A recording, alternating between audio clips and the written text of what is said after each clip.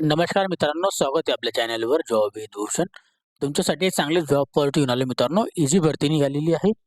पशुसंवर्धन आयुक्तालय विभाग पुणेकरिता इथं भरती निघालेली आहे. महा-आय-टी कडून ही पदभरती भरण्यात येणार आहे. यामध्ये आता गटांतरित स्वरूपात ही पदे भरली जाणार आहेत. आता तिथे कोणती पदे असणार आहे, कशा पद्धतीने भरली जाणार आहे, त्याचा जी-आर आलेला आहे मित्रांनो महाराष्ट्र शासनाकडून 13 जानेवारी 2026 चा. यामध्ये तुम्हाला मी संपूर्ण माहिती देणार आहे.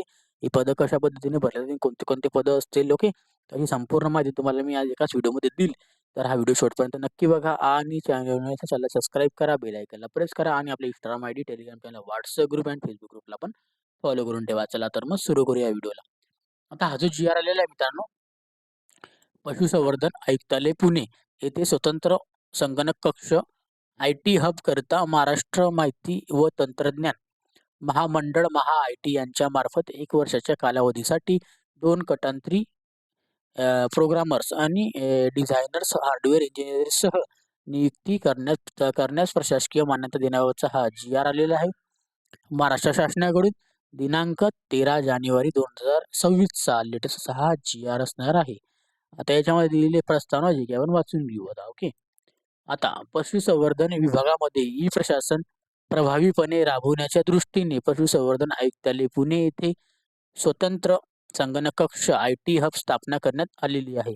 सदर आय-टी हब मार्फत विभागाने अधिकृत संकेतस्थळ, ऑनलाईन लाभार्थी निवड प्रणाली, त्यानंतर दिलेले आपलं इंटरनेट पोर्टल, क्लाउड होल्डिंग, सुरक्षा लेखापरीक्षण, त्यानंतर ई गव्हर्नन्स उपक्रम व समाज माध्यमावरील प्रचार, प्रसिद्धी आदी माहिती तंत्रज्ञान विषयक कामकाज करण्यात येत आहे. ओके.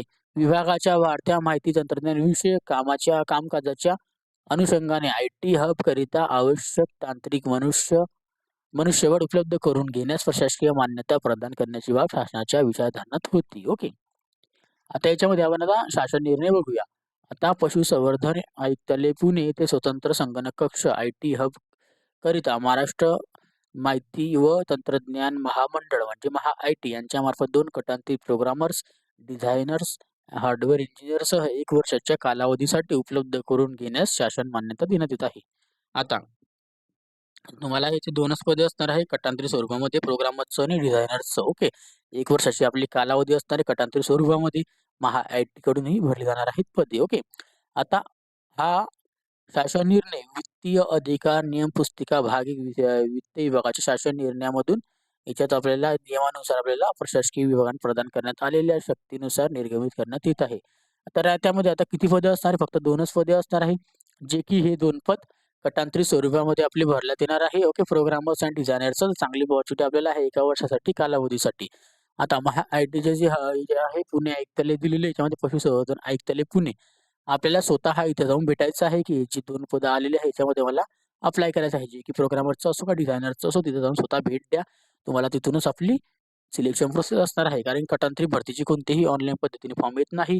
तिथूनच आपल्या ऑफिसमधून विभागातूनच आयुक्तालयामार्फतून भरले जातात ही भरती. ओके. तर स्वतः तिथे जाऊन भेटा. पशुसंवर्धन आयुक्तालय पुण्यामध्ये जाऊन भेटा आणि तिथून आपण अप्लाय करून घ्या. म्हणजे आपलं सिलेक्शन लवकरात लवकर होऊन जाईल. ओके.